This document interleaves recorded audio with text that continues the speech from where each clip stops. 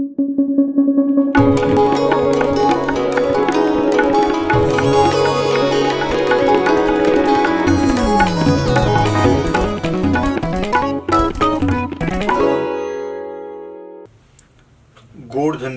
कडू कहाणी मी आज तुम्हाला सांगणार आहे.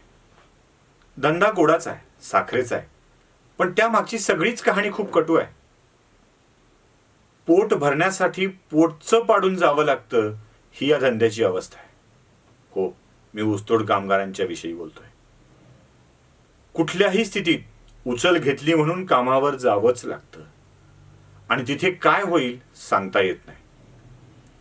सगळं जग लॉकडाऊन झालेलं असताना साखर कारखाने सुरू ठेवण्याचा निर्णय घेण्यात आला आणि या निर्णयामुळे उचल घेतलेल्या ऊसतोड कामगारांना कामावर जावंच लागलं. साखर कारखाने सुरू का ठेवलेत असा प्रश्न विचारला गेला आणि त्या प्रश्नानंतर कारखानेही बंद करण्याचा निर्णय झाला. सरकारी निर्णयाने कारखाने चालू आणि बंद झाले खरे, पण लाखो कामगार जो ऊस तोडणीसाठी शेतवस्त्यावरती जात होता त्याचं काम थांबलं आणि त्याला जागीच थांबवण्यात आलं. काम थांबलं म्हटल्यावर ही गावाकडे जायला उत्सुक झाली, पण त्यांना गावाकडे जाण्याची परवानगी मिळाली नाही. यातली बहुतेक 99% जास्त टक्के लोक ही निरोगी आहेत. यांना एकाच ठिकाणी कुठल्या ना कुठल्या जिल्ह्यात थांबवलं. आता ही मंडळी गावाकडे जायला इच्छुक होती, पण यांच्या गाड्या अडवल्या. पोलिसांनी मारहाण देखील केली. या मारहाणीला विरोध करणाऱ्यांच्यावरती गुन्हे देखील दाखल झाले. यांच्या नेत्या, राज्याच्या नेत्या आणि माजी मंत्री पंकजा मुंडेंनी मारहाण करू नये, सामोपचाराने घ्यावं असं पोलिसांना, गृह खात्याला आणि सरकारला सांगितलं. या लोकांनाही शांत राहण्याचं आव्हान केलं आणि आपल्या नेत्याच्या म्हणण्यावर ही मंडळी शांत देखील झाली. पुढे निसर्गाने अवक्रपा दाखवायला सुरुवात केली. प्रचंड वारा, वादळी वारा, पाऊस यातून यांची पालं उद्ध्वस्त झाली. अक्षरशः जेवणामध्ये चिखल कालवल्या गेला आणि मग मात्र पंकजा मुंडेंचा संयम सुटला. एक तर लोकांची जायची व्यवस्था करा किंवा मी रस्त्यावर उतरेल असं थेट आव्हानच त्यांना सरकारला द्यावं लागलं. झारीतले शुक्राचार्य कोण असा प्रश्नही पंकजा मुंडेंनी विचारला. पंकजा मुंडेंच्या या आव्हानानंतर आणि रस्त्यावर उतरेल या इशाऱ्यानंतर सरकारने तात्काळ त्याबाबतचा आदेश काढला. आदेश काढण्याआधी सरकारमधील काही मंडळी ऊसतोड कामगारांविषयीचं प्रेम म्हणजे पुतना मावशीचं प्रेम असं म्हणूनही मोकळी झाली. आता त्यांच्या मनात ती पुतना आणि मावशी कोण हे वेगळं सांगण्याची गरज नाही, पण घडलं.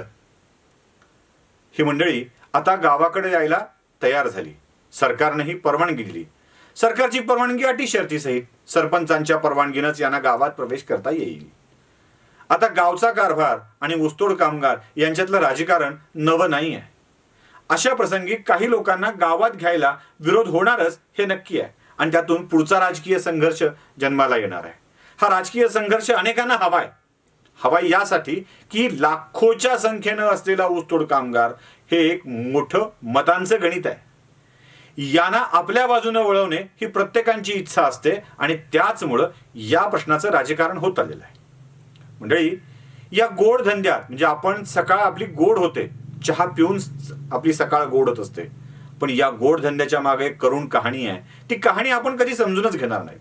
आपण लोकांना परत का आणलं, हे जिल्ह्यात संकट आणल्यासारखं होईल अशी शब्द वापरून मोकळी होतो, पण त्यांच्या घराचं काय, ज्यांची माणसं घरात अडकली आहेत, ज्यांची छोटी छोटी कच्ची बच्ची घरात आहेत, म्हातारी माणसं घरात आहेत आणि आपलं कोणीतरी परत येईल या अपेक्षेने घरात आहेत.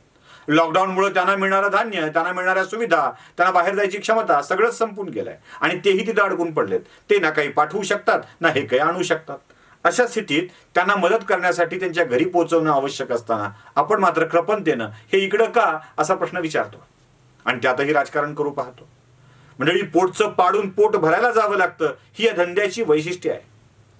ही या धंद्याची करुण कहाणी आहे आणि ही कहाणी ज्या दिवशी तुम्हाला समजेल ना त्या दिवशी आपण यांना नाव ठेवणं बंद करू. ऊसतोड कामगाराच्या मुद्द्यावर राजकारण करण्याच्या ऐवजी त्यांना ऊसतोडीला जायला लागू नये अशी अवस्था त्यांच्या आयुष्यात आणणं आवश्यक आहे. पण हे लक्षात कोण घेतो? इथे प्रत्येकालाच आपापल्या राजकारणाची पडली आहे. त्यामुळे राजकारण सोडून या लक्षावधी लोकांच्या आयुष्यात दिवस चांगले येतील याची काळजी घेणं आवश्यक आहे. अन्यथा उसाच्या फडात शिरून अंग कापून घेणारी ही माणसं त्यांचं नशिबाच्या फडात देखील अंग कापून निघेल, या समाजाच्या फडात देखील अंग रक्तबंबाळ होईल अशी अवस्था आणू नका, एवढीच विनंती. धन्यवाद. अनलायझरचा हा व्हिडिओ कसा वाटला ते नक्की कळवा. लाईक, सबस्क्राईब करायला विसरू नका. बेल आयकॉन नक्की दाबा. आपली भावना आमच्यापर्यंत नक्की पोचवा.